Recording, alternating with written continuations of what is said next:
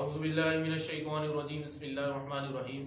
ہماری ایک بہن کی طرف سے یہ سوال ہے کہ جب فرض نماز خواتین عموماً جو پڑھتی ہیں اللہ اکبر کر کر، اور پھر جب وہ ہاتھوں کو باندھ لیتی ہے پہلی رکعت میں، تو وہ کھڑے ہو کے پہلی رکعت کی ادائیگی کرتی ہیں، اور پھر جب وہ دوسری رکعت میں جاتی ہیں تو پھر جو ہے وہ بیٹھ جاتی ہیں، پھر اسی طرح پوری نماز جو ہے وہ بیٹھ کر ختم کر دیتی ہیں۔ تو یاد رہے کہ یہ طریقہ بالکل غلط ہے۔ جو فرض نماز ہوتی ہے اس میں قیام کرنا بھی فرض ہوگا، واجب نماز میں واجب، سنت نماز میں سنت، جبکہ نفل نماز جو ہے وہ آپ بیٹھ کر پڑھ سکتے ہیں، اس میں کوئی مذائقہ نہیں ہے۔ یاد رہے کہ جب آپ نے پہلی رکعت فرض نماز کی ایک رکعت کھڑی ہو کے پڑھی تو اس کے بعد جو